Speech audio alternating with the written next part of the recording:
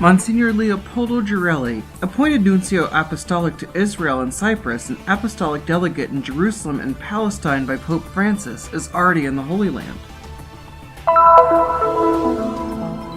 On December 3rd, the new liturgical year begins with Advent.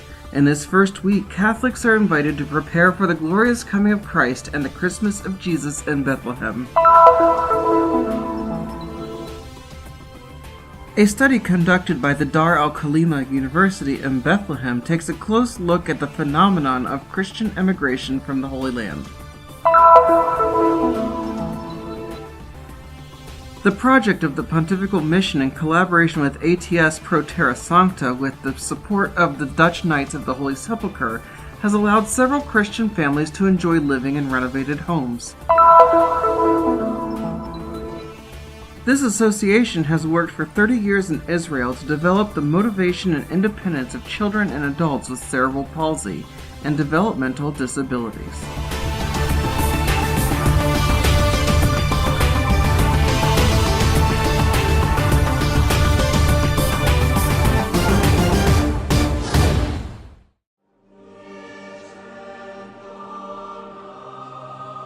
The new Apostolic Nuncio for Israel and Cyprus and Apostolic Delegate in Jerusalem and Palestine has already arrived in the Holy City. Monsignor Leopoldo Girelli, sent by Pope Francis, told us about this new mission.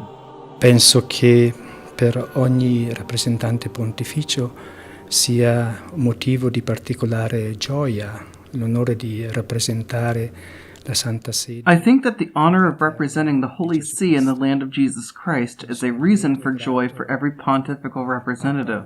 Therefore, I am pleased and grateful to Pope Francis for having entrusted me with this new mission in the Holy Land, which follows the traces of the history of salvation. I come here with gratitude in my heart and also with the desire to contribute to the peaceful coexistence of this population. Christian communities living in the Holy Land have a special place in the Pope's heart. Alla pacifica convivenza di queste popolazioni. Le comunità cristiane che vivono in Terra Santa hanno un posto speciale nel cuore del Papa. Having worked in several countries in Southeast Asia, Monsignor Girelli talks about his expectations regarding the Holy Land. Ho potuto constatare anche, venendo a contatto con le grandi religioni come il buddismo, l'islamismo, l'Islam ed anche l'Induismo. I have been able to ascertain, thanks to my connection with the major religions such as Buddhism, Islam, and Hinduism, that a genuine interreligious dialogue is necessary to achieve peace in the world. I believe that the Holy Land can be a laboratory for this interreligious dialogue, and that it can, through mutual understanding and acceptance, achieve a fraternal coexistence and good neighborly conditions between the people of Israel and the people of Palestine. E che consenta attraverso la reciproca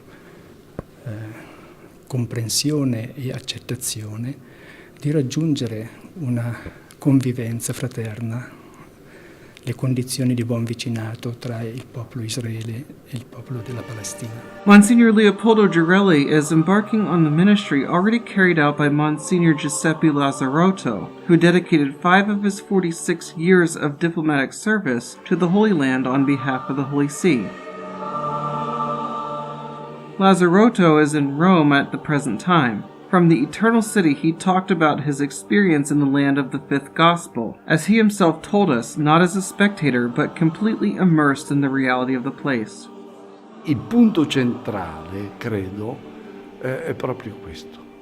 Capire in che modo Dio continua in quella terra e attraverso quella terra la sua opera di salvezza per la Chiesa.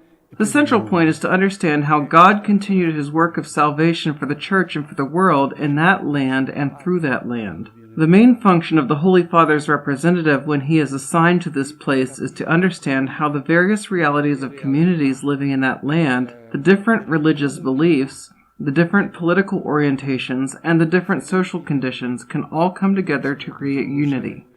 Differente orientamento politico, differente condizione sociale, però ecco tutti insieme Dobbiamo arrivare a creare un'unità. The bishop talked about important events in this time frame, such as the visit of Pope Francis in 2014, which rekindled Paul VI's meeting with Atenagora. In this apostolic journey, the successor of Peter has contributed fundamentally to ecumenical dialogue in this land. He also cited the signed negotiations with Palestine and the ongoing negotiations with Israel. Dobbiamo aiutarci tutti insieme a vivere insieme, questo è il punto essenziale. We must learn to live together and to share not our conflicts but our most precious possessions, despite and even through our differences, which can constitute a treasure and therefore be able to create unity and live together as brothers in the same home.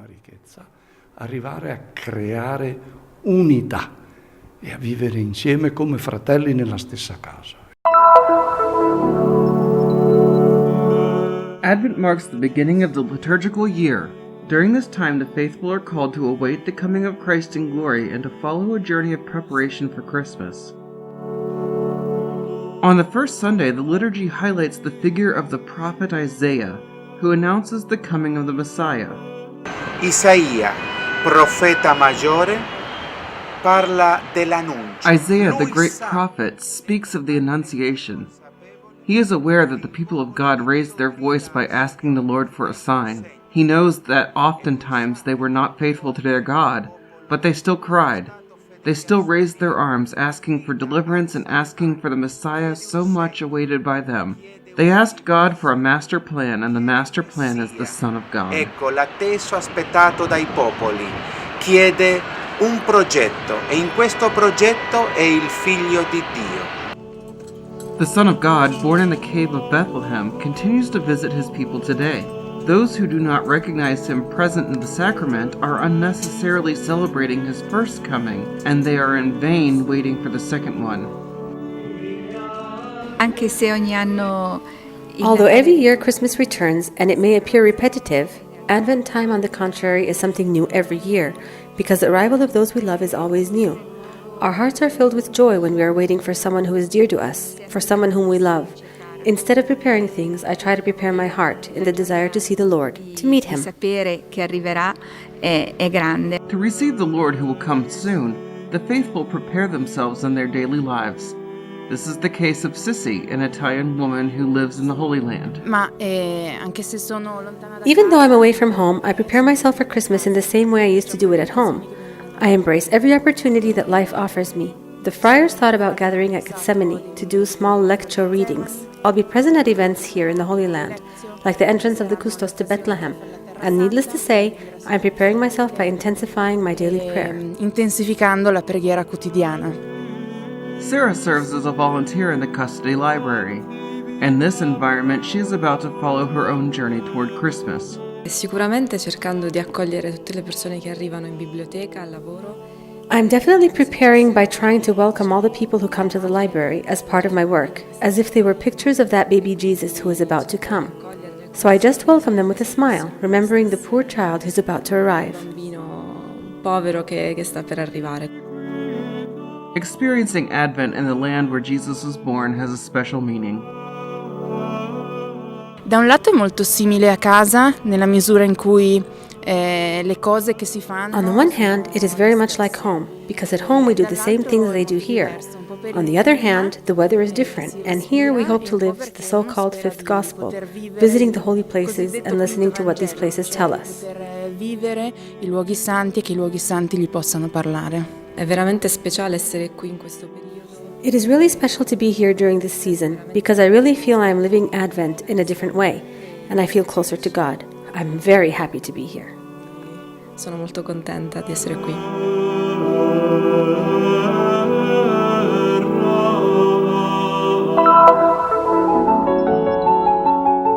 A Christian presence in the Holy Land has tapered off. The Dar al-Khalima, Bethlehem University of Art and Culture, has therefore developed a first-of-its-kind study of the phenomenon that has always characterized this land, the emigration of Christians from Palestine. According to a survey involving more than 1,000 people, including Christians and Muslims living in Palestine, East Jerusalem, and Gaza, the main disadvantage is represented by the economic conditions, the political situation, and last but not least, social and religious causes. The survey has shown that the search for employment is one of the main problems that both Christians and Muslims face. Secondly, it highlighted the housing problem, especially among the young families. Lastly, there is the problem of the absence of social freedom, to which we as a church can contribute.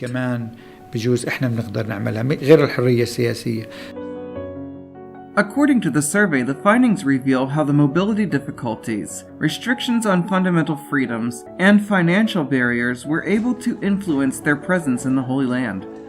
The figures indicate that the emigration of Palestinian Christians is a wound that has been bleeding for over 100 years, so this is not a new situation. Without radical change in the situation, migration will remain constant. An extremely surprising survey shows that almost a quarter of the interviewed Christians believe that within the next 10 years they may leave Palestine. However, the majority of them do not believe this will happen. This problem of immigration is high amongst the youth because the youth believe that their economic situation, their future situation is not a good situation. But having said that, a large percentage, the majority of people still believe, including Christians, that they want to remain in Palestine. The study, which will be included in a book that will be published next December 7th, also identified the context in which the main migratory waves occurred, as Reverend Mitri underlined during his speech. The years during which World War I took place, the 1948 and 1967 Arab and Israeli wars, and the Palestinian revolutions of the 1980s and 2000s.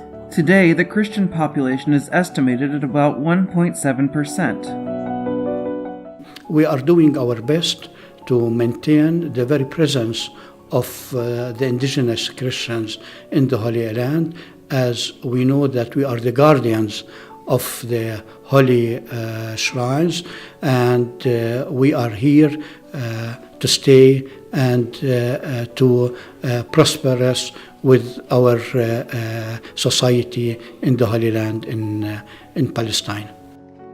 This is a small but important presence aware of the calling to be a witness to the gospel.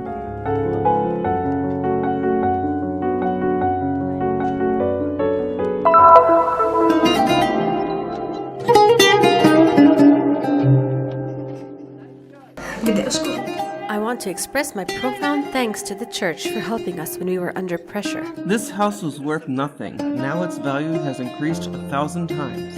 When I come to think of it, I can appreciate the quality of the renovation. Thanks so much. I hope you can continue to help the needy and the last. Thanks. Thanks is the most frequent word on the lips and faces of the Palestinian Christians who received the service carried out through the latest project created by the ATS Pro Terra Sancta Custody, in collaboration with the Pontifical Mission and the support of the Dutch Knights of the Holy Sepulchre. So far, as of September 1st, 19 needy families in the West Bank have been able to begin restoration work on their homes. Our job is to help the church and its institutions to become available to serve their parishioners, that is, the Christians in the area of Bethlehem. We tried to reach as many families as possible in the cities of Bethlehem, Beit Jala, and Beit Sahur. We helped needy families who lived in homes that needed renovations that they could not afford. The younger families are usually the most disadvantaged ones. Every family has its own unique story. For each of them, the renovation of their homes represents a fresh new start. My house was in poor condition, especially because of the much humidity. I have a sick daughter, and it used to be so difficult for me to bathe her. I asked them to expand the bathroom, and they did. I have a larger bathroom now, and there is no more humidity. They made my house more beautiful. Now everything's all right, thanks to God. The Imad family is an example of the conditions under which some of these families live. In this case, 6 people live under the same roof. In wintertime, the water infiltrated the ceiling and it rained on our heads as we ate at the table. We are truly grateful to God and to the church. The difference between how this house looked before and how it looks now is amazing. A 360-degree change. The applications were reviewed by September 1st, after which the trips to the homes began. Their conditions were analyzed in order to select the most urgent ones to be repaired. In mid-September, once the projects were developed, workers began to resolve the various emergencies, such as in the Awad's home in Bethlehem, where water infiltration caused continuous blackouts that also compromised security, or as in the repairs made to the house that belonged to George and his newly formed family. My wedding was scheduled for January of next year, but I had to move it up and it took place last month. The house was not livable, so I had to work day and night, giving it my best. This room was completely empty. There was no floor, there was nothing. We asked the Latin convent to give us a hand. Thanks be to God, they helped us, and I am immensely grateful. The project does not have the presumption of resolving the lives of the families involved, but it is intended to reach a small but great goal. It's a complementary work of what the custody makes. We are here to tell people that we are here for you. We help you to stay here, live in more healthy environments. And this is our main message, that we are here to help you stay in this city.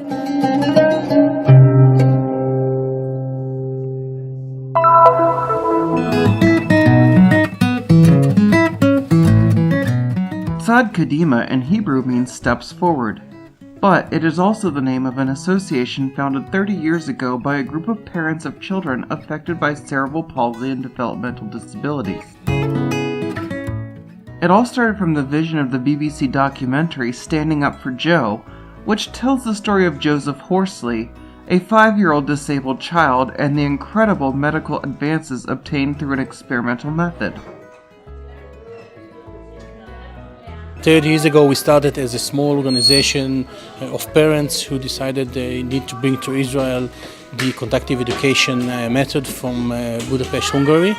And we started with a few parents and children, and during the 30 years we started new programs. Today, the association is the only one in Israel practicing the conductive education method, founded by Dr. Andras Peto in the 1940s. There are 7 centers that work every day with more than 300 children 6 months of age and older, and with their families. Among the services offered, there are kindergartens, special schools, daytime centers, and adult programs. There are 2 offices in Jerusalem for people over 21 years of age.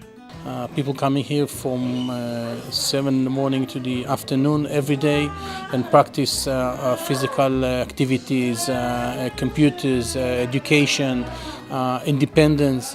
And if they won't come here, they will have to stay at home, so this is the only place they can come. One of the latest projects launched is the production of beer craft, an initiative that was presented to the city at the end of October with a beer tasting held at the Sira Pub, aimed at teaching a profession that may eventually lead to financial autonomy. The project has 2 goals for the young adults involved: to encourage them to achieve something meaningful and interesting, and to enable them to join and participate in the community life. We started 6 months ago by teaching volunteers and employees the various steps, and we continued working, moving from theory to practice.